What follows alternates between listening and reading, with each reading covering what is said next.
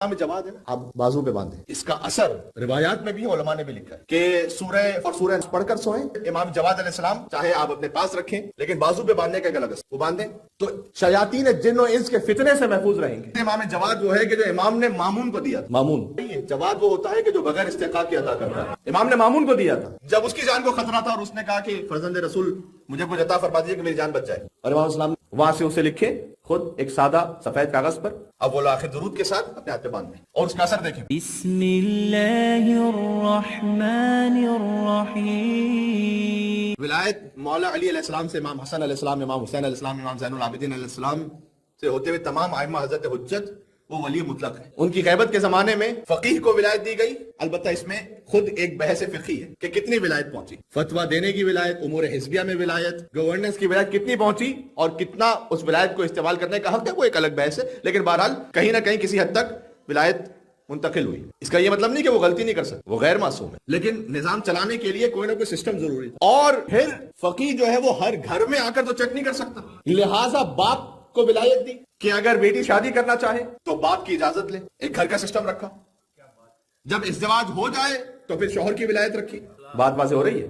جب آپ اس اتھارٹی اور ولایت کے سسٹم کو نہ مانیں، اس کا لازمی نتیجہ فیملی سسٹم کا کرپٹ ہونا ہے. اب اس ولایت کا مطلب کیا ہے؟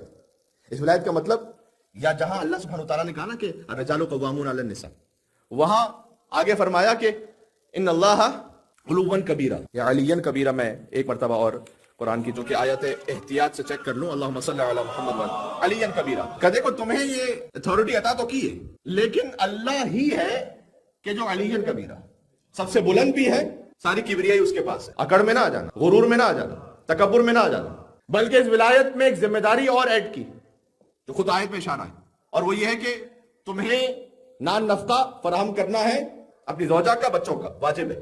اس پہ کوئی واجب نہیں، تم پہ واجب ہے. بعض صورتوں میں اگر اس ولایت کا مس یوز کیا جائے تو پھر ولایت ساقط بھی ہو گئی. جیسے خود باپ، حتیٰ باپ کی ولایت. اب تفصیل میں تو جانے کا موقع نہیں، لیکن مثال کے طور پر باپ کسی بھی ہم کو رشتے سے کوئی شادی کروانے کے لیے تیار ہی نہ ہو رہا ہو تو بعض صورتیں ایسی آ جاتی ہیں کہ اس کے بعد پھر باپ کی ولایت بھی ساقط ہو جاتی ہے، کیونکہ مس یوز کر رہا ہے، چونکہ معصوم نہیں ہے. معصوم فقط 14 ہے جہاں ایبسولوٹ ولایت ہے. وہ کہتے ہیں آدھا سیب حلال تو حلال، آدھا سیب حرام. گزشتہ تقریروں سے اس کو جوائن کرتے جائیے گا. یہاں ایبسولوٹ ولایت ہے. اسی لیے اللہ سبحانہ وتعالیٰ نے جہاں اطاعت کا حکم دیا نا قرآن میں، اطیعوا اللہ واطیعوا الرسول واولی الامر منکم، یہاں پر کسی قید کے ساتھ نہیں لکھا کہ اگر رسول تمہیں یہ کہیں تو اطاعت، بلکہ عرض یہ ہے کہ رسول اللہ نے مولا علی کی کوئی فضیلت اگر کہہ کے تو بیان ہی نہیں. سمجھدار مجمع تو پہنچ گیا. اپنے غیر مانوس سننے والوں کے لیے بھی اس جملے کی وضاحت میں کہہ دوں، یعنی حضور نے یہ نہیں فرمایا اگر کہہ کے کہ اگر میرے بعد کوئی مولا ہوتا. حضور نے یہ نہیں فرمایا کہ اگر کل علم دوں گا. علی کے معاملے میں اگر مگر چونکہ چنانچہ ایسے ویسے کیسے ہے ہی نہیں. جس کا میں مولا ہوں، چونکہ یہاں عصمت کبریٰ ہے، ولایت مطلق ہے. بات واضح ہو رہی ہے. اب وہ اگر کوئی اور کسی کے لیے کہہ دیا ہو اگر، تو اس کا میں ذمہ دار نہیں ہوں. لیکن علی شیر ابی طالب کے لیے کہیں اگر نہیں ہے کہ اگر میں علم کا شہر ہوں تو علی اس کا دروازہ ہے. فرمایا کل علم دوں گا، میں علم کا شہر ہوں، علی اس کا دروازہ ہے. میں جس کا مولا ہوں، علی اس کا مولا ہے. میں علم حکمت کا شہر ہوں، علی اس کا گھر ہے. بات واضح. لیکن والدین کے لیے فرمایا وَإِن جَاهَدَاكَ، قرآن، اگر یہ تمہیں شرک کی طرف بلائیں فَلَا تُطِعْهُمَا، تو منع کر دو، تو اطاعت نہ کرنا، اس لیے کہ والدین معصوم نہیں. وَصَاحِبْهُمَا فِي الدُّنْيَا مَعْرُوفًا، کہ دنیا میں ان کا احترام رکھنا. آگے فوراً آیت، دنیا میں ان کا عزت احترام پورا رکھنا، اطاعت نہ کرنا. اس طریقے سے میں نے عرض کیا کہ باپ اور شوہر کے لیے بھی جو اتھارٹی رکھی اس میں مطلق نہیں ہے وہ، لیکن بہرحال ایک سسٹم رکھا، اور سسٹم کے ساتھ جب زندگی گزاریں گے تو معصوم تو کوئی بھی نہیں، کہیں نہ کہیں کوئی کمی بیشی تو ہوگی. لیکن جب آپ اس سسٹم کو قبول ہی نہ کریں تو پھر تباہی ہوگی. جب آپ سسٹم کو قبول کریں گے کہ ہاں ایک نظام ہے اللہ سبحانہ وتعالیٰ نے رکھا ہے، بہرحال ایک فائنل ورڈ ہونا چاہیے کسی کا. ورنہ میں آپ سے کہہ رہا ہوں کہ زندگی ابتدا میں، حتیٰ جب کتنے ہی ایسے کیسز ہیں، کیونکہ کمیونٹی میں اور کمیونٹی کے علاوہ باہر بھی جب بہت سی آپ صورتحال سنتے ہیں یا کچھ لوگ آ کے اپنا ذاتی معاملہ بیان بھی کرتے ہیں، تو اس میں ایسا بھی ضرور ہوتا ہے کہ اس وقت تو بڑا اچھا محسوس ہو رہا تھا کہ بہت کچھ مال بھی مل جائے گا سسٹم کی وجہ سے، اور آگے کے لیے سوشل ہیلپ بھی ملتی رہے گی. لیکن وہ کہ جو کان بھرنے والے تھے یا کان بھرنے والیاں تھیں، دونوں طرف سے بات کر رہا ہوں، جب یہ سیپریشن ہو گیا تو 1-2 مہینے بعد کسی کا کچھ اتا پتا نہیں، سب اپنی زندگیوں میں. تو آپ نے اپنے بچوں کے لیے یا اپنے آپ کے لیے فائنینشل اسٹیبلٹی کہیں سے تلاش کر بھی لی، تو ایک خاتون اپنے بچوں کے لیے باپ کہاں سے لے کر آئے گی؟ ایک مرد اپنے بچوں کے لیے ماں کہاں سے لے کر آئے گا؟ اور اس کے بعد جو آگے تربیت کا سلسلہ بڑھا، اس کا نتیجہ یہ بنا کہ کہیں نہ کہیں پھر والدین یا سنگل جو پیرنٹس انہیں بہت کمپرومائز کرنا پڑتا ہے تربیت کے معاملے پر. کمپرومائز کرتے ہیں کیونکہ پھر انہیں اپنا نظام زندگی بھی چلانا. اور بچے جب یہ دیکھ رہے ہوتے ہیں کہ ہمارے والدین میں سے دونوں یا کم از کم کوئی بھی ایک وہ ان ایتھیکل ویلیوز پر خود ہی نہیں پورے اترتے، تو ان کی بات کا اثر ہی نہیں رہتا کہ سامنے وہ کچھ کہہ سکے. تو خود بخود تربیت کا وہ معاملہ بنتا ہے آگے جا کر. دیکھیں ایک ویسٹرن کنٹری میں جب میں گفتگو کے لیے گیا ہوا تھا کچھ سالوں پہلے کی بات ہے، تو وہاں انہوں نے یہ کہا، وہاں کے رہنے والوں نے، مومنین نے، کہ یہاں ایک جملہ بڑا مشہور ہے سسٹم میں، وہ یہ کہ آپ جو تشریف لائیں، یعنی میں اور آپ سب ملا کر، وہ کہتے ہیں کہ آپ ہمارے نہیں ہیں، آپ وہاں کے جہاں سے آئے، آپ کے بچے 50% ہمارے ہیں، ان کے بچے 100% ہمارے ہیں. اس میں جو سسٹم ہے نا وہ یہی ہے کہ اس کے بعد ماں باپ ہی نہ رہیں. ماں باپ ہی نہیں رہیں گے تو وہ بچے کہاں ماں باپ کے رہیں گے؟ ماں باپ تو سسٹم کے بن جائیں گے. اور ان کا بھی ایک نظام ہے اور ہم نے بھی کوئی کسر نہیں چھوڑی تھی. کل مجلس پڑھ رہا تھا شہادت امام جواد علیہ السلام کی.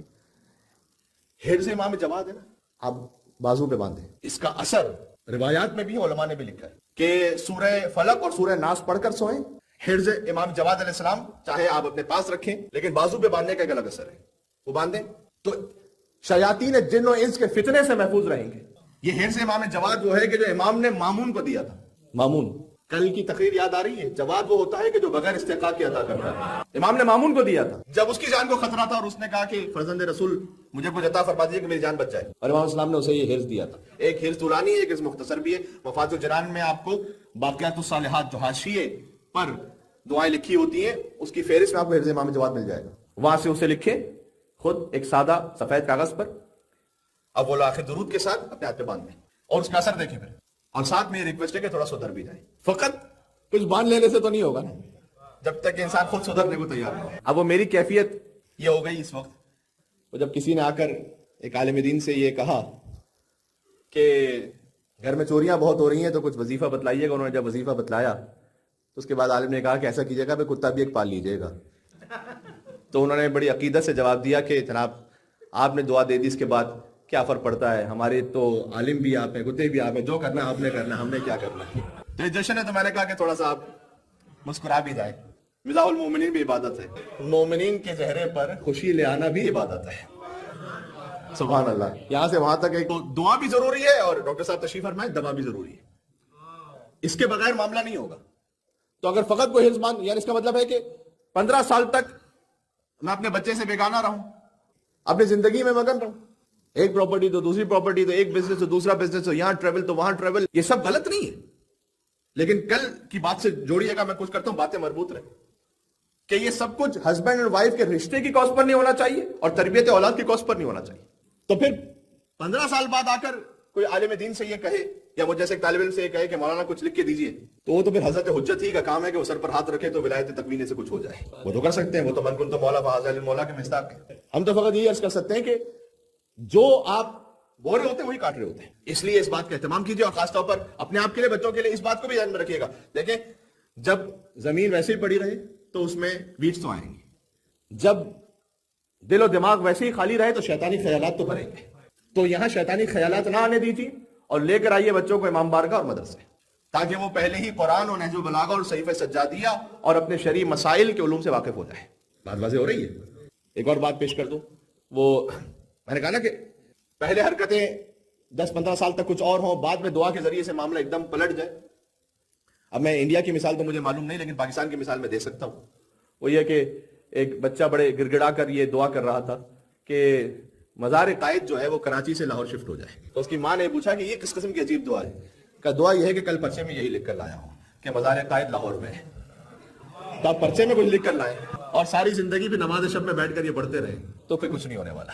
یہ ہمارے بھائی کہہ رہے ہیں عقیدت کی بات ہے، کچھ بھی ہو سکتا ہے مولا کی طرف. تو ان کی ولایت وہ ہے کہ وہ عراق کو شام بنا دیں، شام کو عراق بنا دیں، مرد کو عورت بنا دیں، عورت کو. اب جنہیں امام حسن علیہ السلام کا واقعہ پتا ہے انہیں پتا ہے، ان کی ولایت میں تو ہے، اس میں تو کوئی شک نہیں. تو عرض یہ ہے کہ لہٰذا دعا بھی اپنے مقام پر بہت ضروری ہے، اور جس طریقے سے کورس آف لائف ہے اس میں آپ انسپریشن اس معاملے میں آپ نے اور ہر معاملے میں لینی ہے ان ہستیوں سے کہ جنہیں اللہ نے حجت بنا کے بھیجا ہے. تو اس بات کے لیے اہتمام کیجیے گا. بس میں اس سے زیادہ کہنا نہیں چاہتا. تو اگر مائیں بہنیں میری نہ سنیں قرآن کی اس آیت کو، الرجال قوامون علی النساء، وہ رسپیکٹ بھی دیں اس اعتبار سے اپنے شوہر کو، اور شوہر اس بات کا خیال رکھیں کہ اللہ سبحانہ و تعالیٰ نے جب ایک اتھارٹی عطا کی ہے تو اس کے ساتھ ذمہ داری ہے، اور ذمہ داری سب سے پہلے نانفقیب کی بھی ہے، اخلاق کی بھی ہے. سبحان اللہ. اور بلکہ اس آیت کو اگر میں آپ کی خدمت میں ایک لفظ اس کا اور پڑھوں کہ فصالحات قانتات حافظات، کہ پس وہ صالح بیویاں جو اللہ کے حکم کے سامنے سر جھکا دیتی ہیں. اس کا مطلب یہ ہے کہ یہاں اتھارٹی کا مطلب عورت کو ضعیف بنانا نہیں ہے، بلکہ اس کے لیے ایک اسپریچول ویلیو اور قدر کا قائل ہونا ہے. اس کے لیے ایک روحانی مقام ہے جو اللہ سبحانہ وتعالیٰ نے رکھا. تو اس لیے آج کی گفتگو یہیں تک.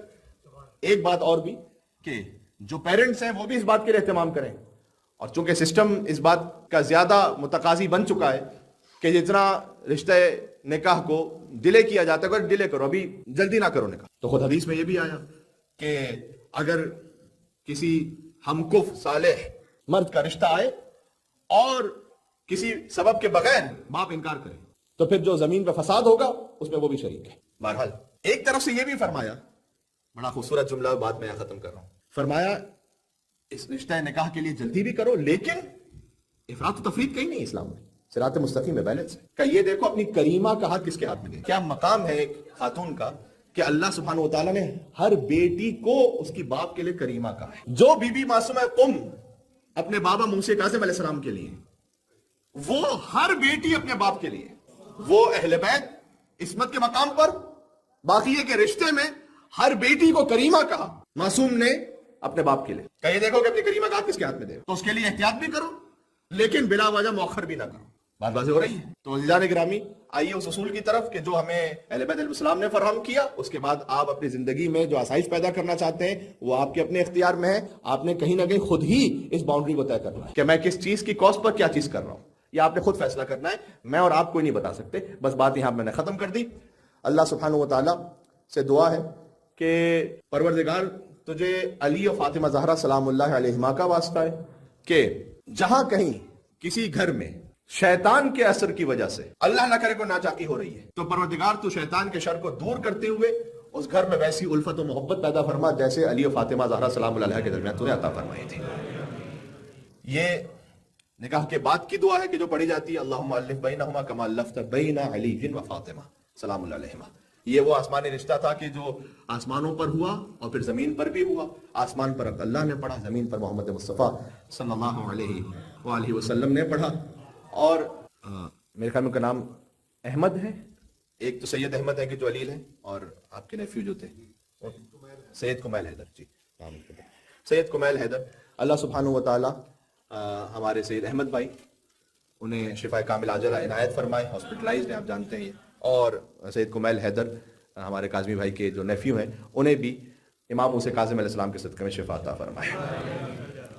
پروردگار تجھے اس جشن کا واسطہ ہے کہ جو خاندانی نظام تو چاہتا ہے اور اس بنیاد پر جیسے حضرت حجت کے لیے خادم و ناصر وہ نسل آمادہ ہو، حضرت حجت کے قلب مقدس کو ہمارے گھر سے، ہماری زندگیوں سے راضی و خوشنود فرما.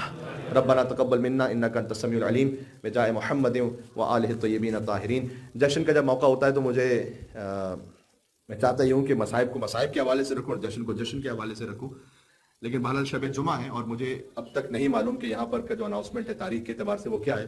تو میں فقط ثواب کی خاطر ایک جملہ یہ ضرور کہہ دوں کہ جب علی نے زہرا کو سپرد خاک کیا تو اس وقت حضور سے یہ فرمایا کہ فحفح السوال واستخبرها الحق. آپ خود ہی سوال کیجئے گا کہ زہرا پر کیا گزرے.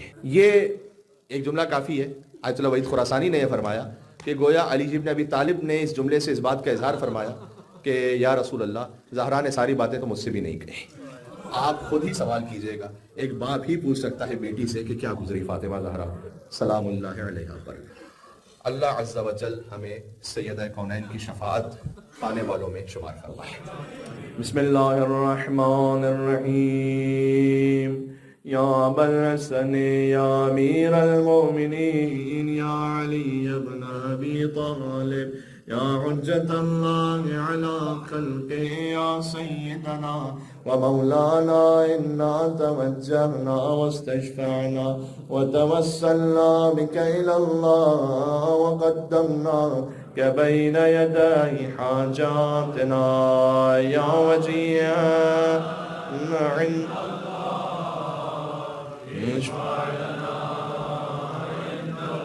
يا فاطمة الزهراء يا بنت محمد يا قرة عين الرسول يا سيدتنا ومولاتنا إنا توجهنا واستشفعنا وتوسلنا بك إلى الله وقدمناك بين يدي